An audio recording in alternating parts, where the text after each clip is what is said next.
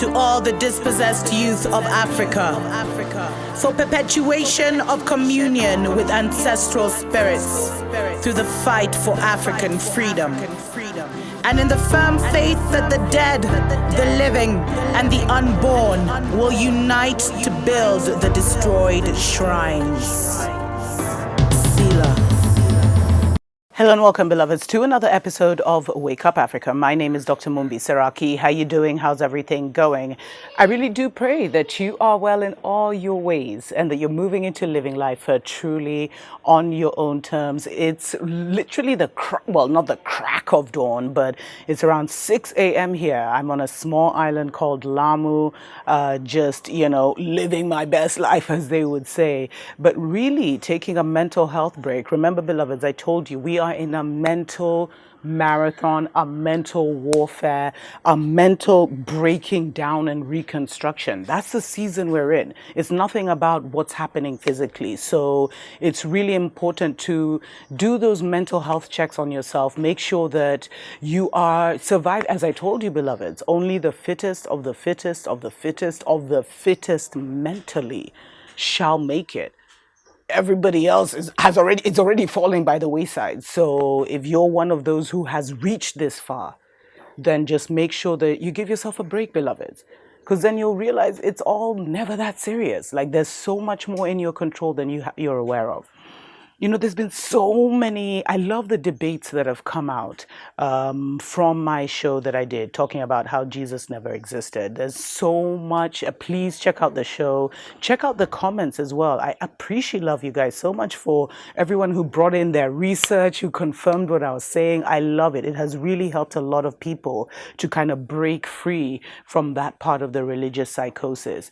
So if he never existed, if this Jesus, first of all, the letter J, didn't exist till like the 1600s, way after this Jesus character would have existed. I mean, and let's not even, those are the semantics. Those are like the nitty gritties that don't really matter. What we should be asking is, if he did not exist, then why was he invented? Why was he created? And then why was he brought to Africa? Because I've told you, Christianity was a military weapon. Islam is a military weapon, beloved. It's a tool of invasion. They sent the missionaries at the same time that they were sending the explorers. And the explorers wrote everything down and sent it back to their queens and etc., so that they knew what to invade. They knew which peoples were here, the Hutus don't get along with the Tutsis, the Luos and the Kikuyus have different... They knew all that. So even when they did their rituals, because I keep telling you, 1884 didn't just happen. They didn't just meet during the day and decide, okay, you get Kenya, you get Tanzania, you get Ghana. No. They met during the day and they carved it up. And then they met at night and did their rituals. Because these were all high-level wizards with their high-level wizard teams, to ensure that what they were carving during the day happened.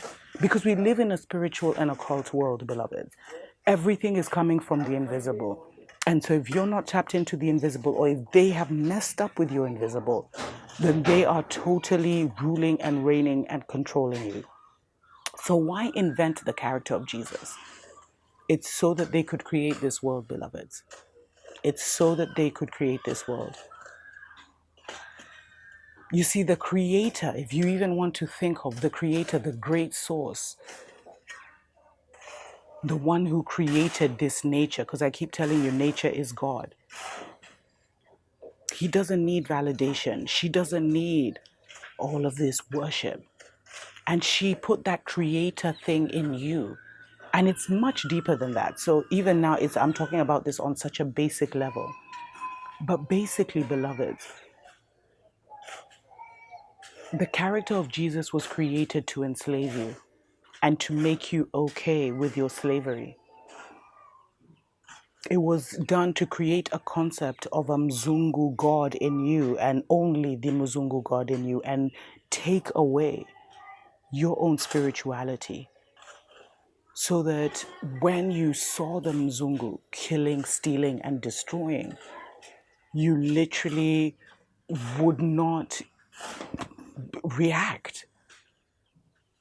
You wouldn't go back and seek revenge because you looked at them as God, as children of God. I mean, it's that serious. They invented Jesus so that they could come, they could colonize you, they could rape your grandmother, and then 50 years later, they're owning they're still owning your land. They have many of you as wage slaves.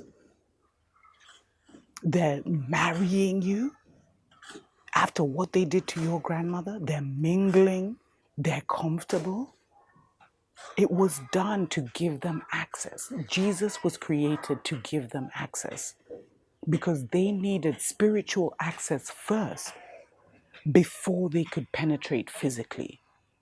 But you see, for them, because they cannot they cannot get beyond certain levels spiritually, they literally had to bring us down and entrap us. You see, the colonization was mental first, and the colonization was creating a Mzungu God, which is such a low concept. And apart from giving them access, that was the main thing. It gave them access to our worlds, to our people. And they came with their sorcery, farmer magic. And they used their magic that our people had not seen, to literally create a new paradigm and control our people. So they did it so they could get access to us. And you can't access us physically, you have to access us spiritually first. You have to get into our narrative and then get us to put you in our narrative.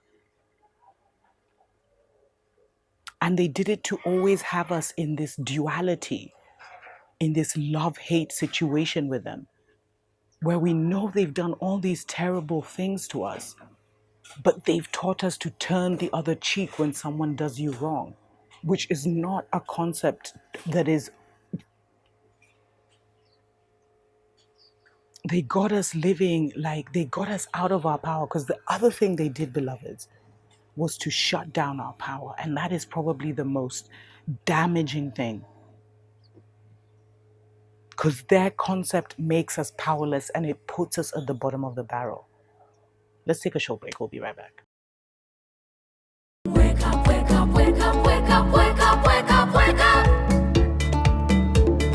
Wake up, Africa. Welcome back, beloveds, to Wake Up Africa. My name is Dr. Mumbi Seraki. So if Jesus didn't exist, then why go to all this trouble of creating him?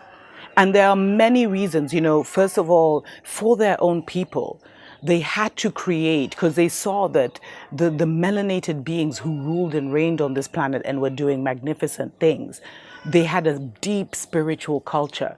And so on one level, it was to create a similar spiritual culture for their own people. And there's a lot of research that's been done on this, to bring in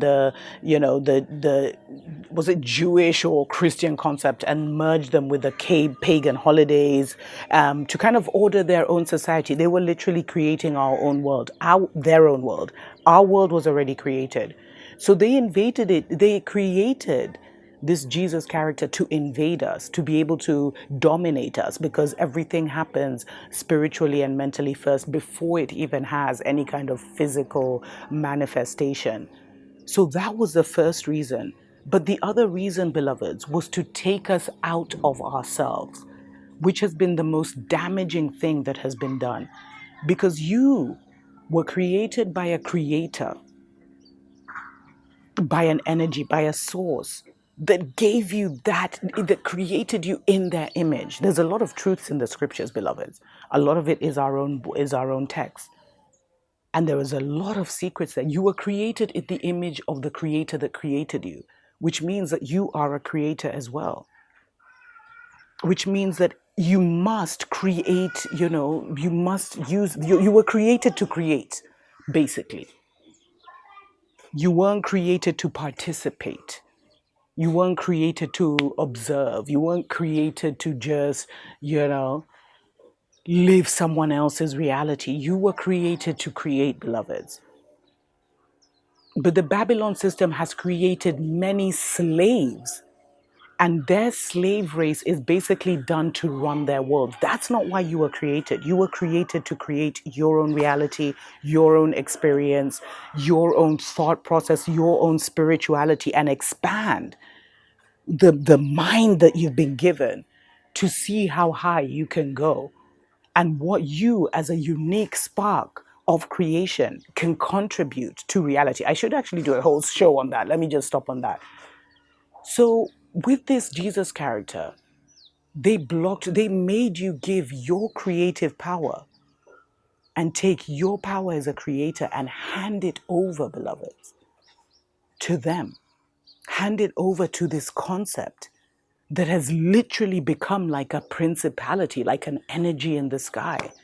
And they have a specific character for Jesus. Some say it was the first Mzungu Pharaoh. Others say it was Julius Caesar's son. Others say it was Michelangelo's lover. I mean, there's all, who they base this blonde-haired, blue-eyed character on. And the whole concept of this is that it now made you worship like a man, to put one man above you. And so that totally disempowers you. And then it made you bow to the whole sacrifice, because the whole religion is all about the blood sacrifice, the ritual. That's what it talks about, beloveds. But this thing of giving you an external God, of giving you something outside of yourself, is what is holding you prisoner right now. Because I keep saying we're spiritual beings having a human life. So your human experience will be determined by your spiritual beingness, where you are spiritually, what you know spiritually. And so because you pray and you worship and you truly, genuinely believe that this Jesus character was part of the ones that created you, his father, who is also must be a Mzungu because he's a Mzungu, right? Created you and ordered your reality. You've given everything over to this concept that you want him to do everything for you. It made you lazy spiritually, because you see, nothing comes easy in this world, beloveds. You have to work for it. You have to work for your spiritual levels. You have to work for your spiritual, powers, your spiritual knowledge, your creative powers. You have to work for them. You have to work this out. You have to exercise them and test them and try them and use them so that they can expand. They're like the muscles in your body. Like, you have to go to the gym if you want to look a certain way, apparently. Control your diet and all these things. It's the same thing spiritually. And so the creation of Jesus made you spiritually lazy, because all you have to do is get on your knees, which is also a whole thing I should talk about. That is like the ultimate bowing down, man.